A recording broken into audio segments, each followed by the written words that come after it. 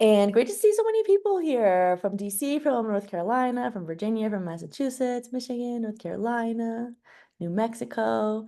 Thank you all for joining us. You could have been anywhere in the world this Tuesday evening, but you're here with us, and we appreciate that. As it's a really important time for safety, even before and since the reelection of Trump, we know that vitriol and threats of violence against women and marginalized people, both in online and offline spaces, have increased.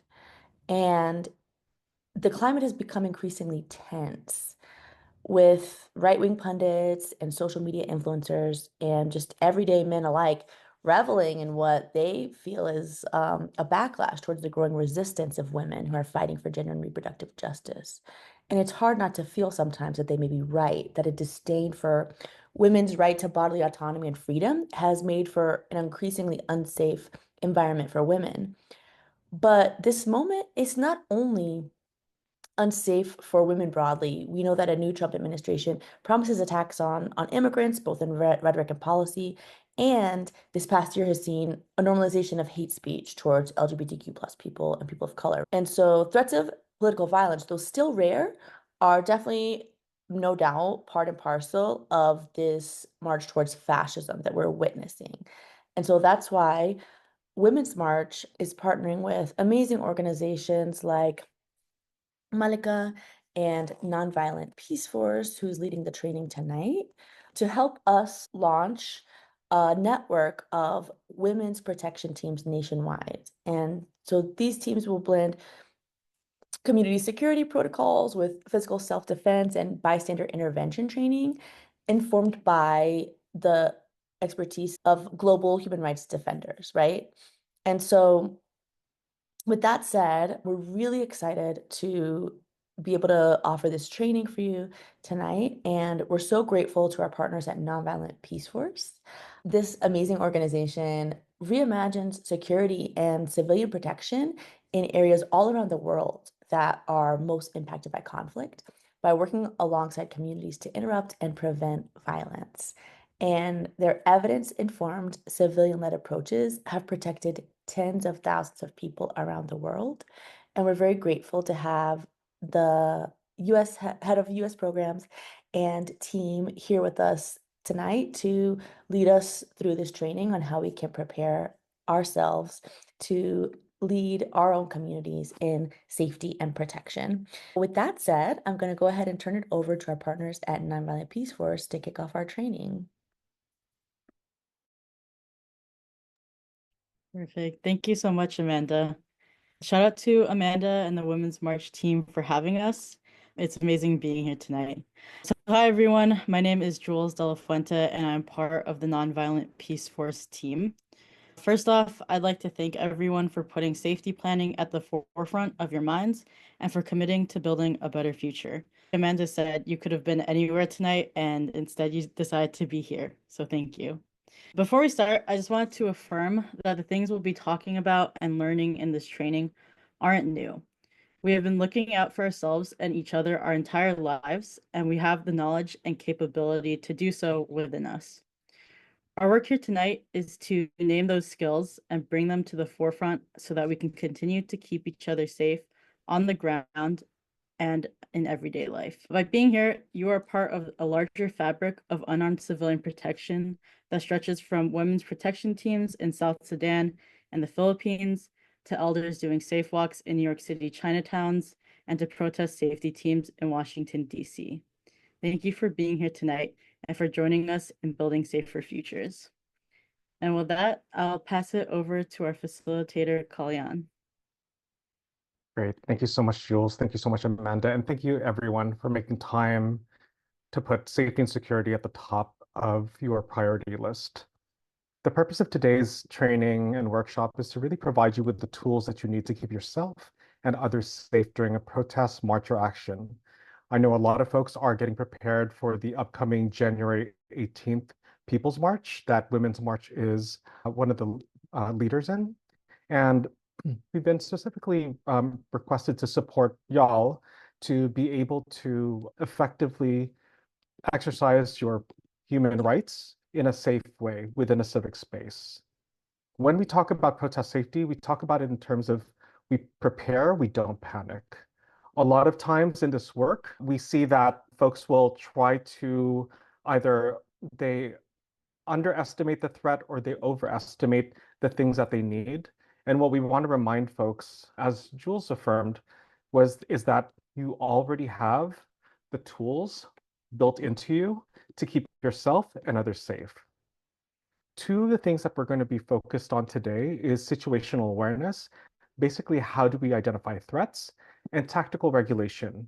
How do we stay cool, calm, collected, and connected during a crisis? These two skill sets help to support folks when making decisions during protests or actions, whether figuring out how to support and protect one another if violence is happening around them. And also, it can be used in a number of different contexts, not just within the protest safety space, but also within the community safety, upstander intervention space, and even to the disaster preparedness, climate disaster space. You'll be leaving tonight's workshop with the OODA loop, which stands for Observe, Orient, Decide, and Act, a better understanding of your window of tolerance, and your survival responses and survival tools, which I'll be going over in a bit. But before we get started, what I want us to do together is just take a moment to breathe. We are once again at another unprecedented moment. We are coming into another administration that many of us faced back in 2016, where our communities were under attack, we were under attack, our rights were under attack. And I would like us to just take a moment to breathe. And I want to invite you to, let's take 3 deep breaths together. And when you breathe, I want to invite you to breathe through your nose, fill up your lungs, and breathe out. Breathe in, breathe out. Breathe in, breathe out. When you arrive at your next inhalation, I want to invite you to notice the edges of your body, where your skin separates your body from the environment around you. And I just want you to take a moment to notice sensations, to notice if you are sitting, are you in a stable position? To notice, are you hungry? Are you hydrated? What are your needs? And just take a moment for yourself to scan your body's sensations and to arise any needs that you may need to address after this training.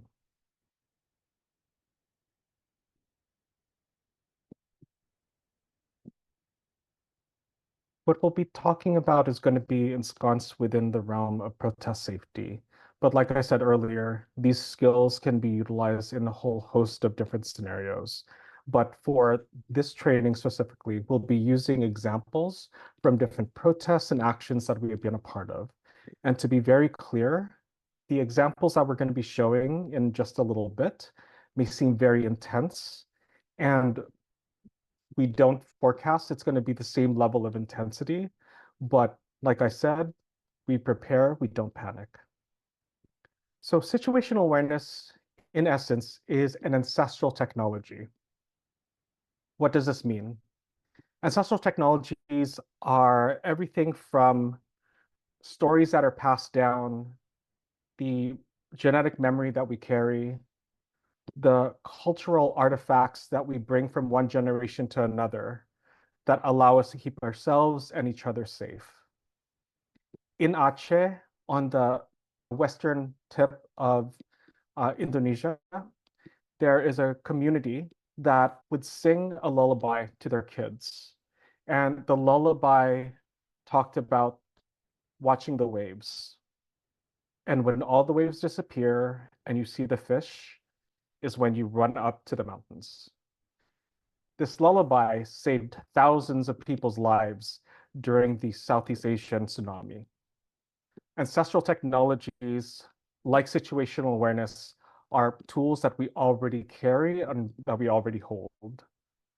For pretty much everyone on this call, I'm certain that there have been times in your life when you've had to turn on your situational awareness to identify threats.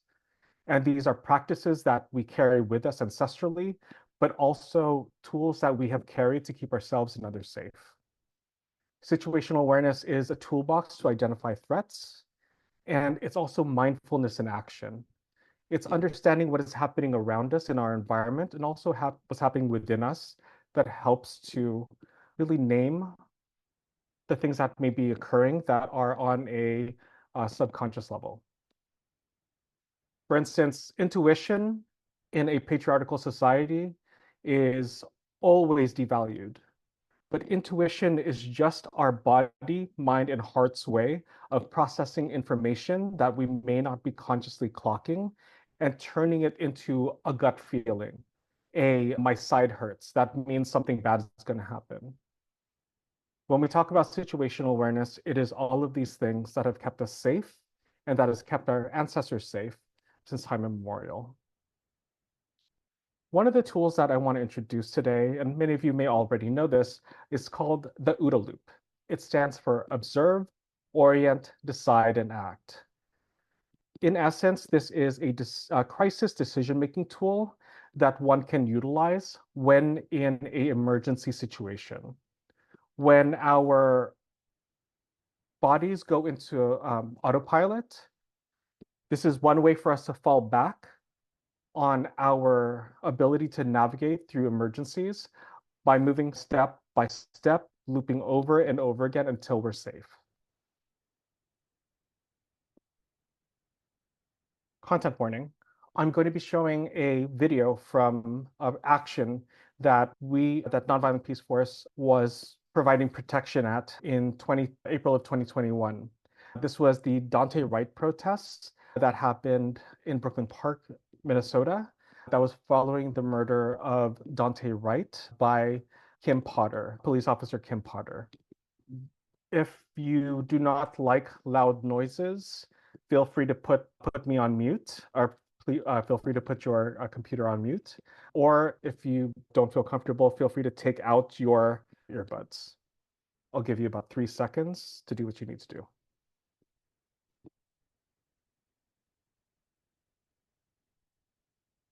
Already?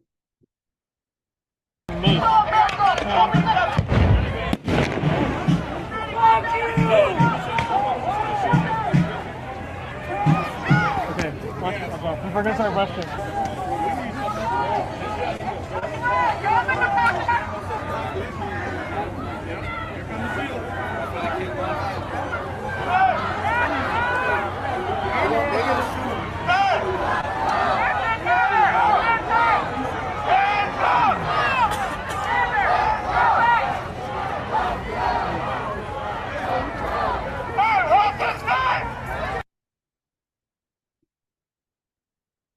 So that was just a clip from day 2 or night 2 of the Dante Wright protest.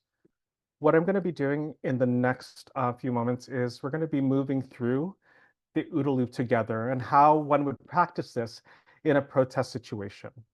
So like I said, we were on the ground at the protests to be able to provide protection for people that needed to get out of the action. There were a number of targeted individuals, including 3 young Black men who had parked past the police line and were afraid to get to their car because of the fear of police violence. There was a pregnant person who was caught up in the protests, not realizing that they were going to be using tear gas, pepper spray, pepper balls, and a whole host of different munitions. So our job, or rather our mandate, was to keep civilians safe in a protest while folks were practicing their fundamental human rights. So how did we practice this? Firstly, we turned on our situational awareness. We turned on our OODA loop the second we stepped onto the ground. What this meant was we started observing. So the first O in OODA is observe. You want to ask yourself, what are you seeing? What are you hearing? What are you smelling? What are you feeling? All of these help to construct a baseline, which I'll talk about in a moment, but it is a number of data points that help you to start to assess what do you need to do in this situation. For instance, we were there primarily to keep civilians safe. We were there to keep community members safe. There were other folks who were there as independent reporters. There were other folks who were part of the umbrella block, who were there to hold up umbrellas to block munitions from raining down on people. We're all going to have a different goal or mandate, but for the sake of this training, let's move through this together as if we were one safety team on the ground. I want us to take a moment to take a look at this photo of the backs of our safety teams. And I want folks to just really take a look at the image. And in the chat, please feel free to drop. What are you seeing? What can you imagine hearing? And what are you feeling? We'll take like a few moments for that.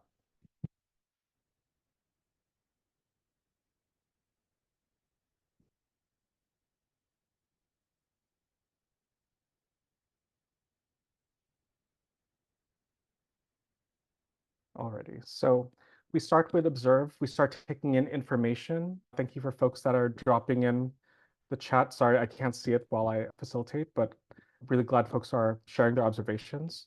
In observe, we take in the information. And then the next step of the OODA loop is orient. What is a baseline or what is normal for this situation? And what would be an anomaly or something that sticks out? The reason that we identify the baseline is it then informs us when something sticks out that could be a potential threat.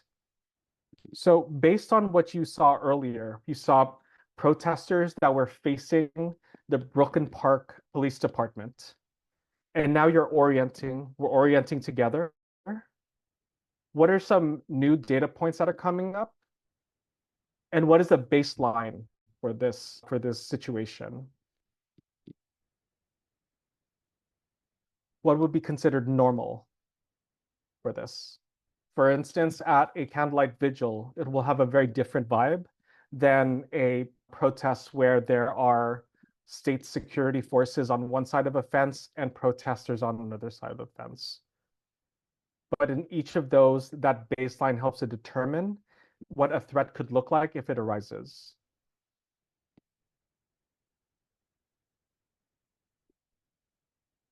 So we went from observe, orient, finding the baseline. Then we go into decide. What is your mandate or what is your purpose at this location? And what is your plan of action?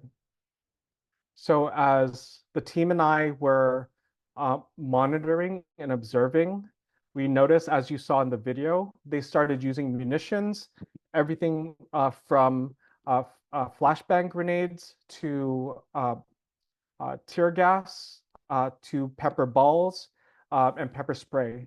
These two individuals were hit by a number of munitions, and my team and I started to address their injuries in order to get them out and in a safe location.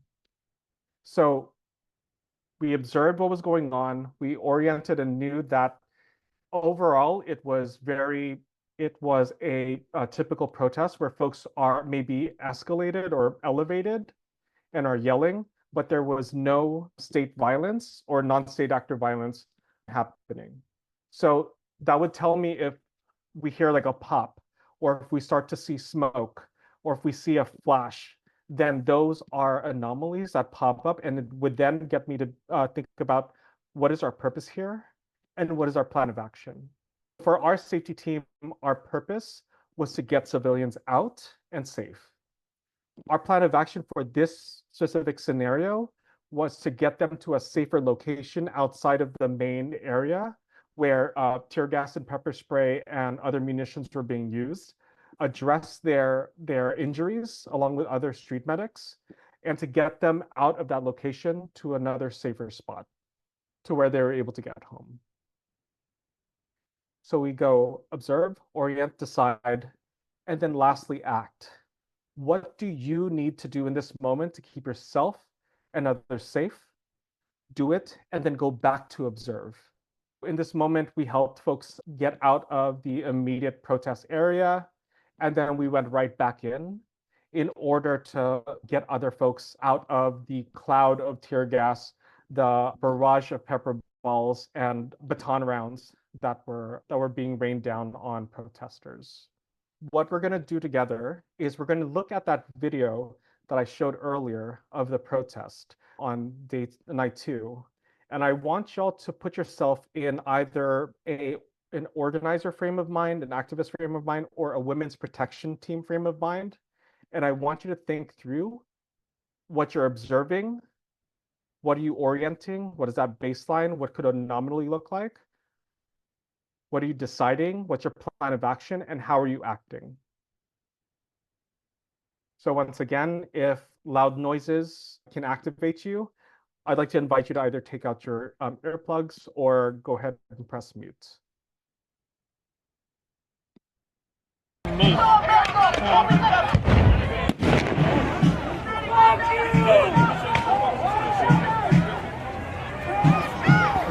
Okay, we're gonna start rushing.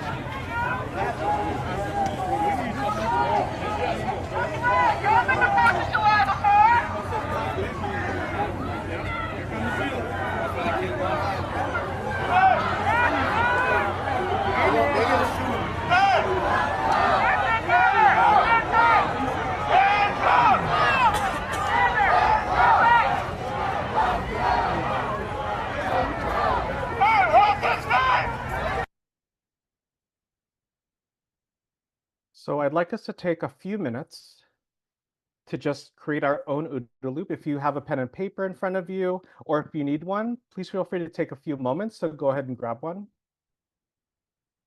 And what I'd like you to do is just to draw an OODA loop or just type out OODA. And next to each of the letters, I want you to go ahead and write out either a small description or something that you would have done in this situation.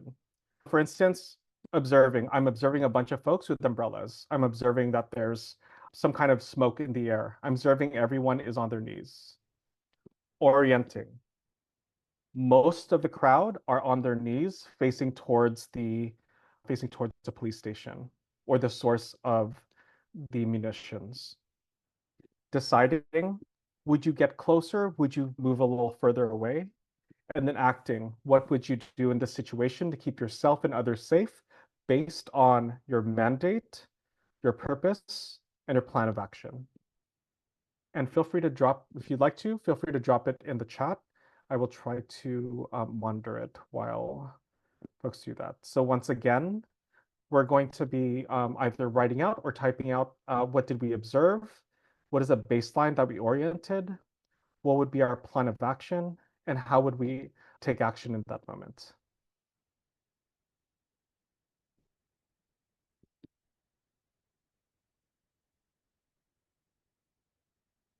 And just to be very clear, what is normal for this, quote unquote, normal for this situation?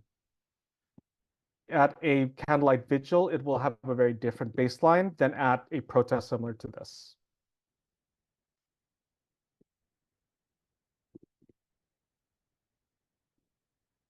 I'm seeing projectiles flying, watching for injured people, unusual movement. Allow self to go quiet and observe. Keep breathing, mindful of breath, stay focused.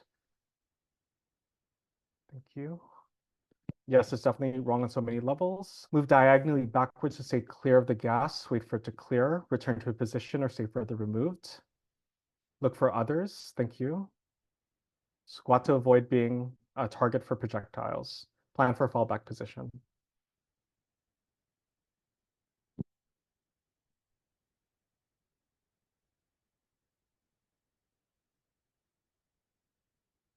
Ready, I'll give it a few more moments for folks.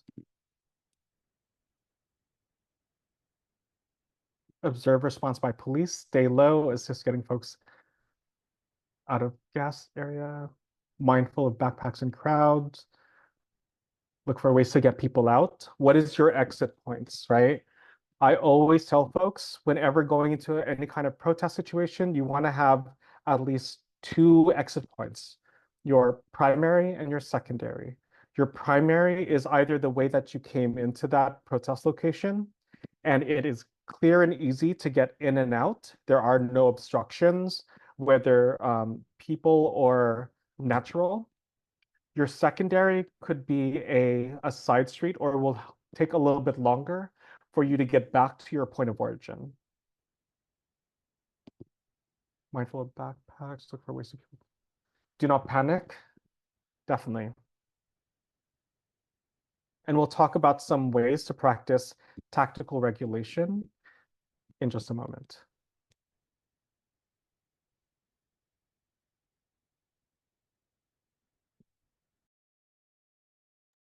Move back, stay low, make space for people needing to run behind you, return if safe to observe, take photos, help others. Thank you. Isabel, thank you so much. Look for others not kneeling. Who am I looking for? Where would I go? D, choose a route in and out. And A, move in to help injured out. Thank you. Look backwards, up and right. Wonderful.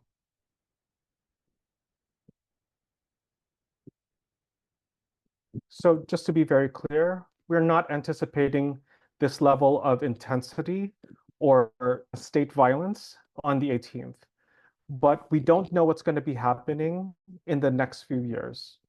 What we do want to do, what we would like to do, is to prepare. Just like with any natural disaster, one of the most effective things that one can do is preparing based on what your specific needs are. There's a question, how do you calm someone who may be panicking? That's a great question. There's a whole host of ways to do that, but there's a few steps I would like to share. One is to check in with yourself first. Am I able to support this person? Do I have the capacity to support this person? And am I able to do this without causing further harm? Step two is to check in and say, do you need support? If someone is panicking, if someone is just like the pregnant person, they were like, I did not sign up for this. I don't know what the hell's going on. You narrate how you're going to support them based on what their needs are. And then lastly, it's really going through the OODA loop. We're observing this person, and are they still panicking? Are their eyes large and bulging?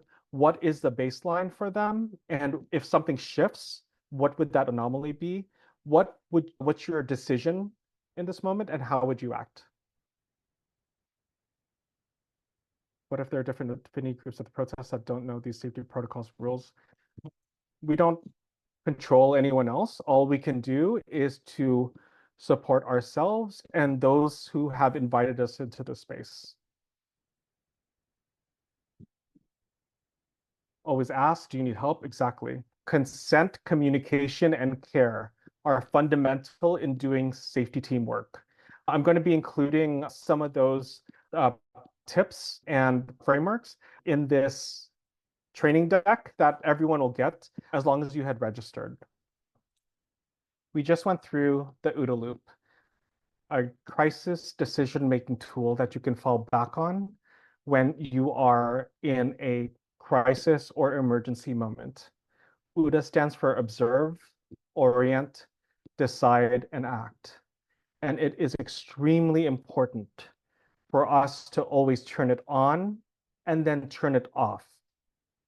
If you do not turn off your situational awareness or your OODA loop, you go into a state of hypervigilance, putting your nervous system at even more risk of injury by trying to look for threats when there are no threats. One protocol that we have at NP with our safety teams is after each safety team protective action is over, we have a home safe protocol. What that is, everyone will check in on the signal, letting everyone else know I'm home safe. And then they'll practice the 5 beautiful things exercise.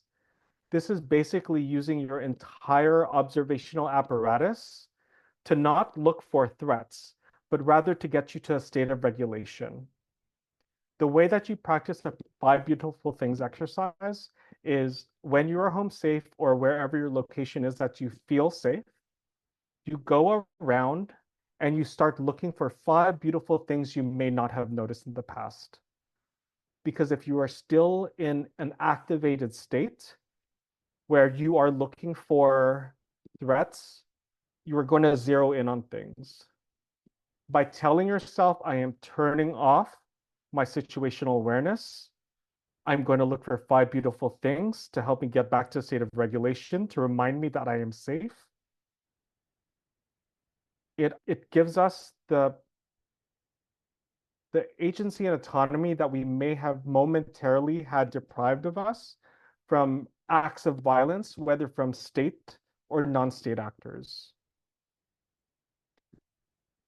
The 5 beautiful things exercise is as simple as walking around your apartment, or if you're lucky, you have a garden, to see if there are new shoots coming out of the tree, or if you're in your home, you notice that there's a card that a friend sent you that you may not have opened yet, or you might walk by a mirror and notice how good your hair looks that day. Whatever you consider beautiful. But the important thing is for us to remind ourselves that, and our bodies, that we are safe. Our bodies cannot tell the difference between reality and a simulation. When we are still in a mode of looking for threats, that's what our entire bodies are getting ready for. So it's very important to turn it on and then turn it off.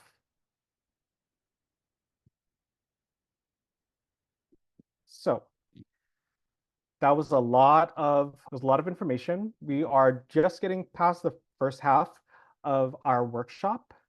I'm going to take a moment to see if there's any questions in the chat that I might be able to answer, or in the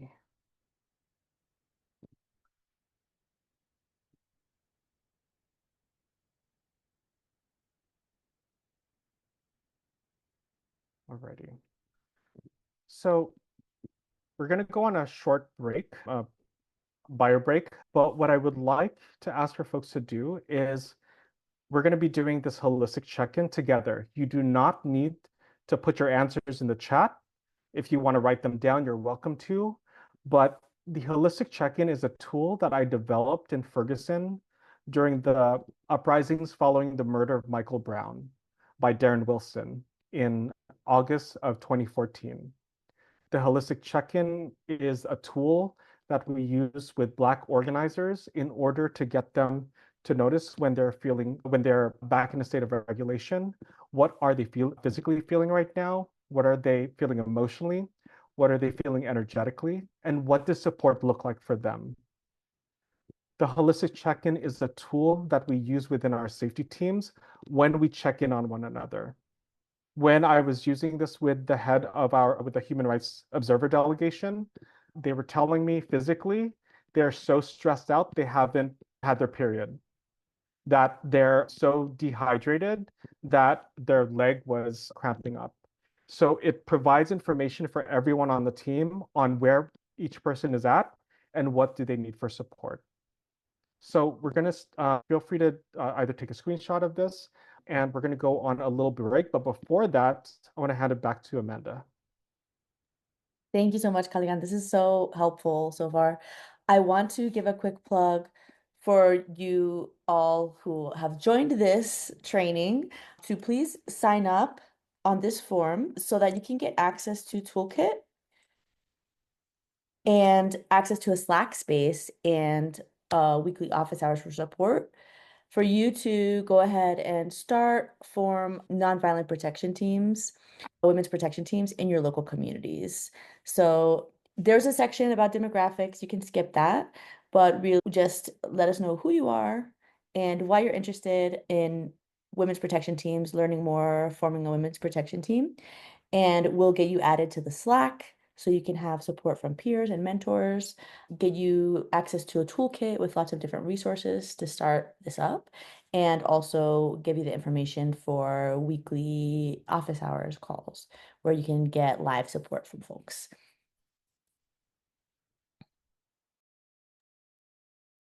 Great. Thank you so much, Amanda. And we're going to do a 3-minute bio break. So we'll come back at 8:13 Eastern. See y'all in about 3 minutes.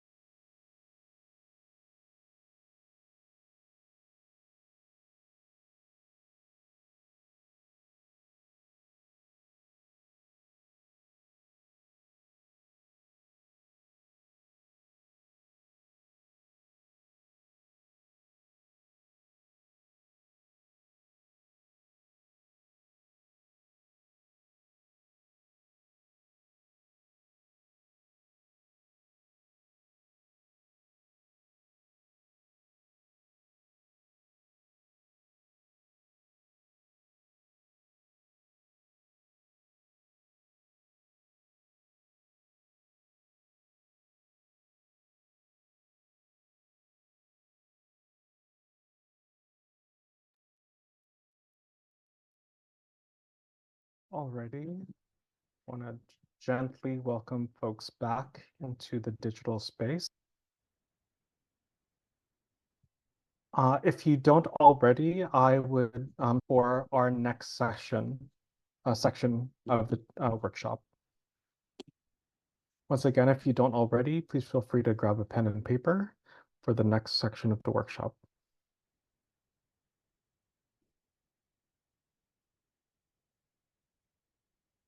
Great.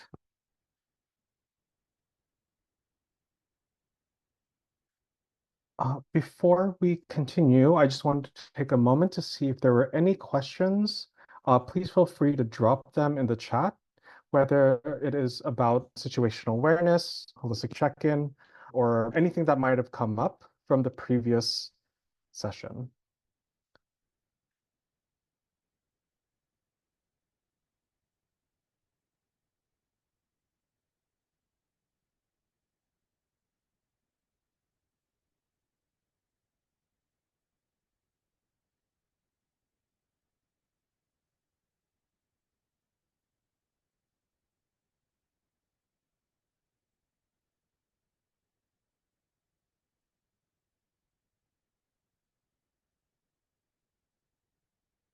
There's a question, is it actually distracting to have a buddy? No.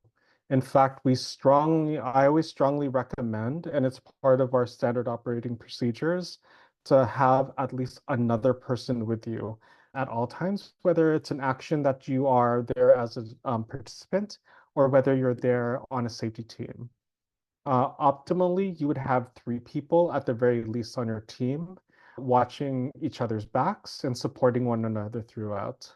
And doing holistic check-ins throughout an action is really important, especially if someone is a survivor of state violence. For instance, In 2008, I took part in a protest in Beijing during the opening ceremonies of the 2008 Beijing Olympics. Myself and three other people pulled out Tibetan flags about a kilometer away from the Bird's Nest Stadium. We were beaten, detained, put in stress or torture positions. I had my foot and back broken, and we were interrogated for another 18 hours, put in solitary and then deported. Why do I bring this up? It's really important when taking part in actions that we do not make assumptions about where anyone else is on our safety team, whether physically, psychosocially, or energetically. We move from a place of support. We move from a place of power and safety with, not power and safety over. I hope that's helpful. And I would not recommend people taking part in protests in authoritarian countries. Okay, cool. How many people are generally on the team? That's a really good question. There's no one answer, but what I've usually said is you want to have at least 4 people for every 100 people that are at a protest. In 2020, during the uprisings following the murder of George Floyd, we did safety for the Brooklyn Liberation March, which had about 15,000 people at that time, which was one of the largest Black trans-led marches in history. And we only had a team of about 150, which included everyone from street marshals to street medics, to folks doing psychosocial support, to folks doing sustainability and just picking up cans for recycling for elders that were wanted to get the cans. So each of your safety team formations are going to look very different, but you want to at least always have another person with you at all times during an action. How can someone increase their capacity to do this work? How can someone who has failed to put themselves? Yeah, so first of all, I want to just say that there's no one way to do safety work. And it is I've seen it be very ableist, very classist, very ageist, very sexist to see safety work as one way, as being on the ground. Where I have found disabled organizers like Mia Mingus, Alice Wong, organizing virtually. There is a framework that we use at Nonviolent Peaceforce called Digital Unarmed Civilian Protection. And I wanted to invite Jules maybe to talk a little about it, if it's okay. And then we'll move on to the next portion. Yeah, I could share a little bit. Yeah, so as Kalyan was mentioning, digital unarmed civilian protection. Another word that you can use for that is like remote support. For example, during an action, we usually have 1 or 2 team members dedicated to doing remote support. And what that means is they're usually like just tuned in digitally, like on their phone, just checking our group chat, making sure that everyone is still moving together or everyone is still connected with each other and taking in any updates that are provided, whether that's, oh, there's a change in plans or there's a change in the route that we're taking and information like that. The remote support is also helpful in terms of if there's an emergency, if someone does get arrested or does get injured, we usually suggest that remote support has people's emergency contact information, any relevant medical information that was shared, things like that. So that's just one way of digital unarmed civilian protection. Another is like resource sharing like digital resources, whether that's like an Instagram carousel or a link tree with a bunch of information. Yeah, digital support can look like a host of different things, but the bottom line is that you don't just have to be on the ground. You can be virtual. You can just be watching through Twitter, live streams, things like that. Yeah, happy to share a little bit more if there's questions. Thank you so much, Jules. And I'm gonna have my colleagues just check the Q&A as it comes up. For some reason, I can't open it while I'm presenting.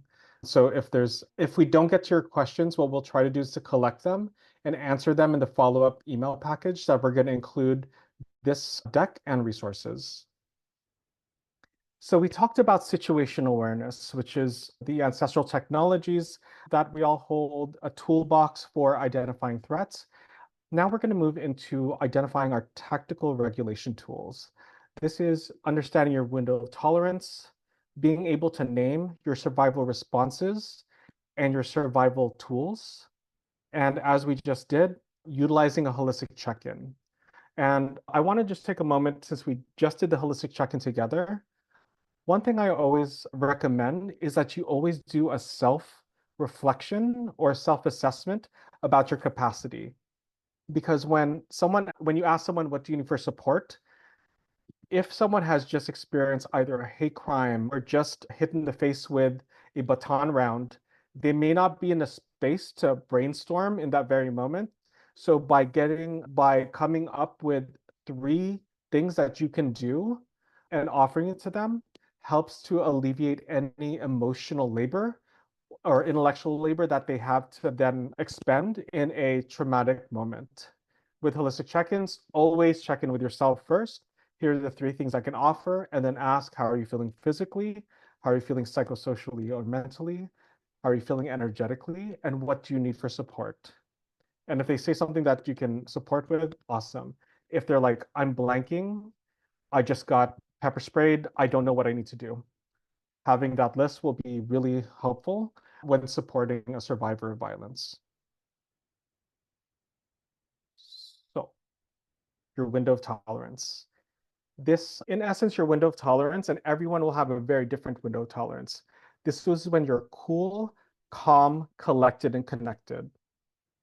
When you are pushed outside of your window of tolerance, you go into a state of hyperarousal or speeding up, or hypoarousal or speeding down or slowing down.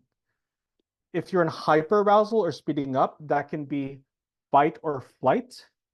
If you're in hypoarousal or slowing down, that could look like freeze or fawn. Personally, when I get pushed out of my window of tolerance, let's see, sorry, here's another trauma dump. A few weeks ago, my family and I were hate crimed here in Florida on our way to a funeral. This older white man followed my family and I because he thought we had rolled through a stoplight. He was not undercover police. He wasn't any kind of authority figure. He just decided to stop us. When I got out of the car, I immediately clocked this person was not from the funeral home. This person was not a relative. And I went right into fawn mode, which was smiling, being like, how can I help you? I worked at many retail jobs where you were just told to put on your smiley face to help de-escalate the situation. And I went right into fawn mode and just started to assess who this person was, what kind of harm could he do. Luckily, even though there was a brandishing of a weapon, nothing happened. But this is all to say that we all have different survival responses when we're pushed outside of our window of tolerance. As an Asian American, seeing anti-Asian hate for it's not even 4 years, it's really been the last 300 years that this country has been around. I know that I will get pushed out of my window of tolerance when I hear any kind of anti-Asian sentiment, when I hear anything transphobic, homophobic, sexist, racist, and I usually go into a fawn state.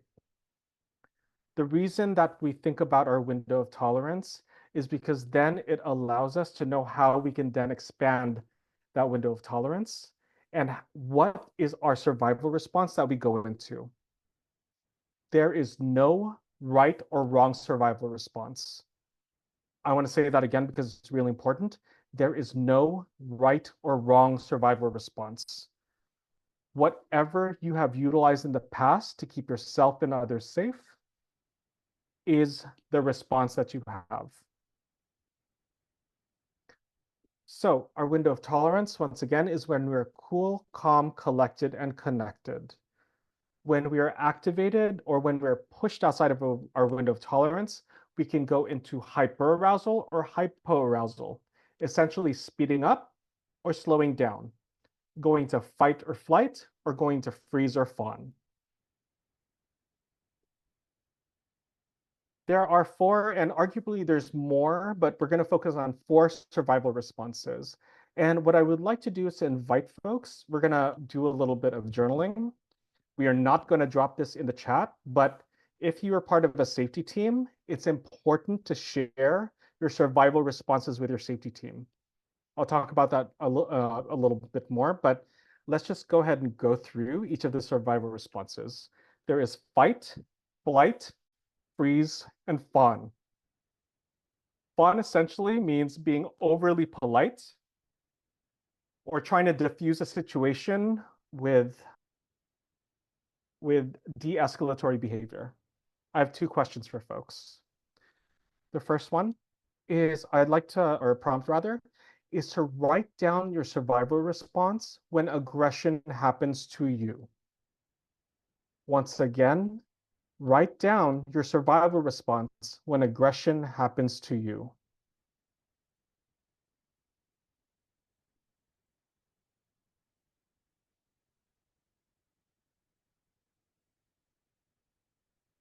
Let's take a few moments on that. And you do not need to drop it into the chat unless you want to. Once again, the purpose of this is to understand ourselves and to share that with our safety team when we're on the ground together or when we are doing remote or digital unarmed civilian protection together.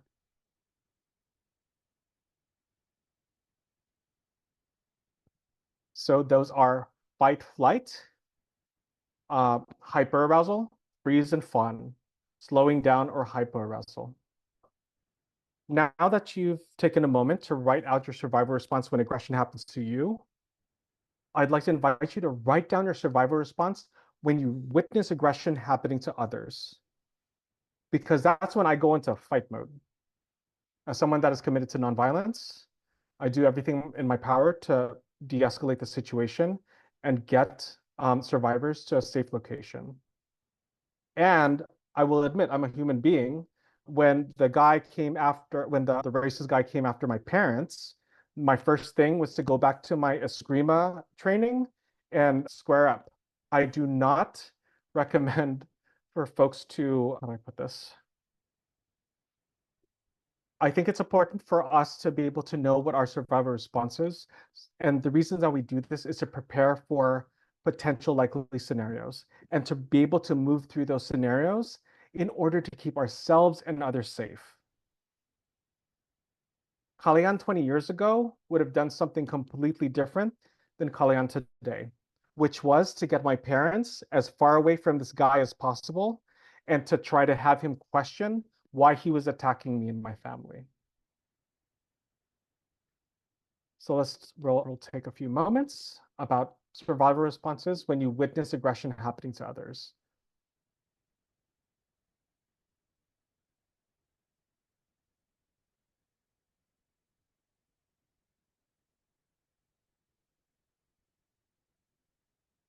And we call them survival responses and survival tools and not trauma responses, primarily because this is what has kept so many of us alive. For those of us, it's pretty much everyone on this webinar that come from marginalized identities, marginalized communities. We have had to employ a series of tools in order to keep ourselves and our communities safe.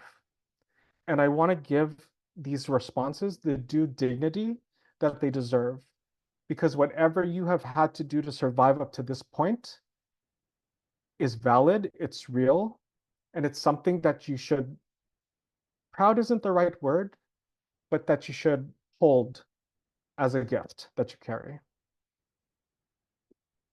So the reason that we identify our survivor responses and then share it with our protection team or our safety team is for them to then know what could possibly happen when we get activated.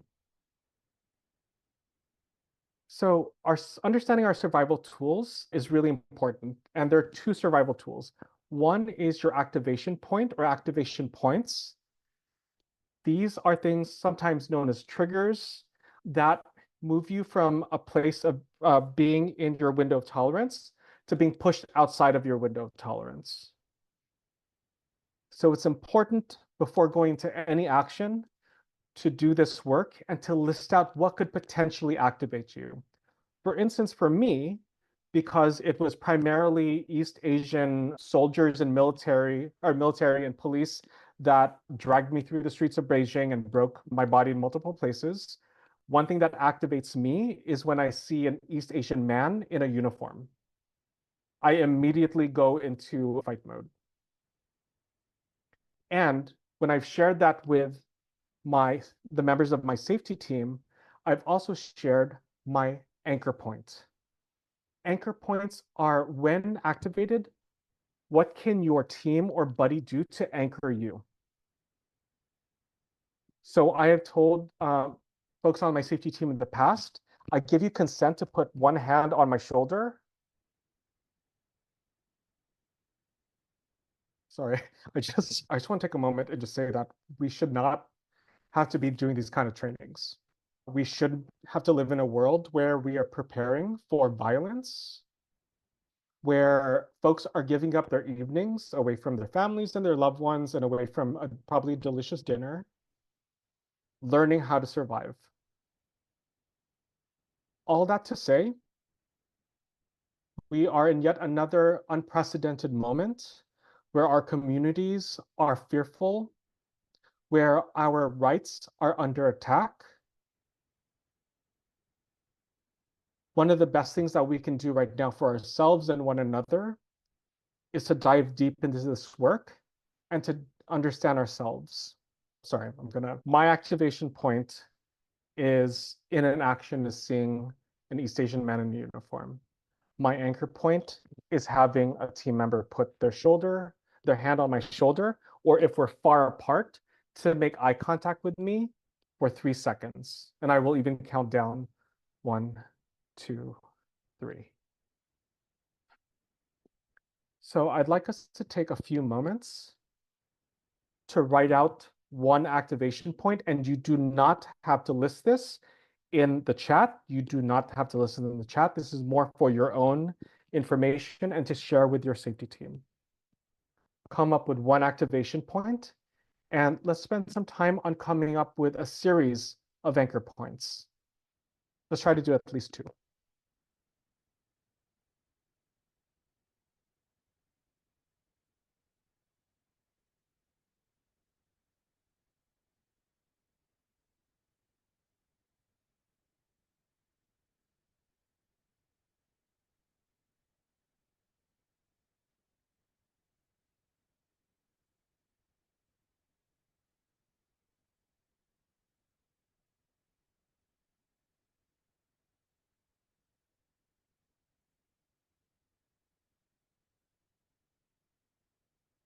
Alrighty, I wanted to invite folks who may want to share their anchor point in the chat. You do not have to share your activation point, but I find that sharing anchor points with folks, some people might be like, oh, you know what, I haven't thought about that, and that might help anchor me.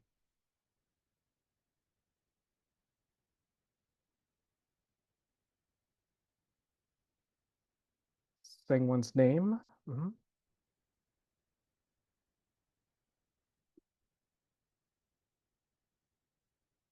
So once again, we're just sharing anchor points that might work for you.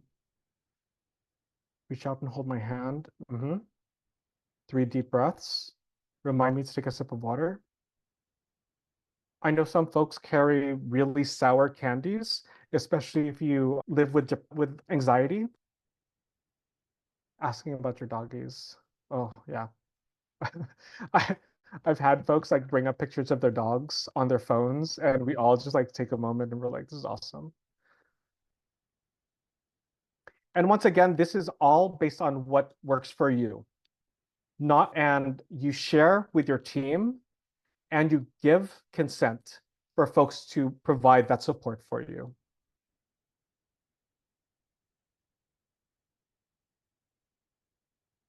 Great. So I just want to make a note, and this is one of my favorite pictures of Jules. Around de-escalation. And I know that folks are getting trained up, folks are practicing. The way that we talk about de-escalation is that you can only de-escalate yourself and those whom you are in right relationship with. What does that mean? I can only de-escalate myself and folks on the safety team who I built trust with. I cannot de-escalate a fascist. I cannot de-escalate state security. I cannot de-escalate someone that is intent on harming me. But what I can do is get back to de-escalate myself, get back into my window of tolerance where I'm cool, calm, collected, and connected, and able to think clearly about what is my next step. What do I need to do in the OODA loop process? We de-escalate in order to keep us safe. Once again, we de-escalate in order to keep us safe. I notice a lot at actions, folks will, and we will never tell anyone what to do. As long as folks are safe, we will hold that space. Some folks refuse to engage with trolls at protests, which I'm like, let's save our energy for each other. Let's save our energy for building a better world. But like I said, some folks will want to scream and yell and argue, which is totally real and valid. But it's important for us to always think about de-escalation as a form of safety. And lastly, we always center the survivor when addressing violence. What does this mean? When we have done work in New York City around hate crimes and supporting survivors of hate crimes and hate incidents, a lot of times folks are trained on addressing the aggressor, which there's no one right way to do this. But what we always talk about is center the survivor in your approach. What this looks like and what this can mean is asking the survivor, do you need support? Listening to what they're asking for. They might ask, yes, can you please walk with me over here? This person is making me feel really unsafe. Or after many hate crimes that have happened, survivors are sometimes left on their own and left in the street and made to feel even more vulnerable and more traumatized. So we always talk about when we are in de-escalation mode, when we're in protection mode, is to always center the survivor when addressing violence. Okay, we went through quite a lot together. We talked about situational awareness. We talked about the tool called the OODA loop. We talked through our window of tolerance. We identified our survival responses: fight, flight, freeze, and fawn. We talked about our survival tools, our activation points, and our anchor points. And some folks practice a holistic check-in. I would like to invite folks to go ahead and drop in the chat how you can see applying these tools either at a protest, at the march on the 18th, or in your day-to-day life. Once again, how would you apply these tools in your day-to-day life? Or at the march, the People's March in DC on the 18th.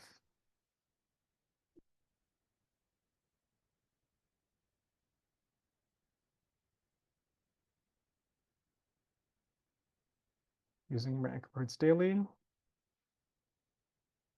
to make little postcards and be able to hand them out. Please feel free to pull whatever is on the Nonviolent Peaceforce resources page. I know Women's March is going to be housing a lot of these resources. We want this to go far and wide as much as possible. Alrighty, I'm going to, actually, sorry.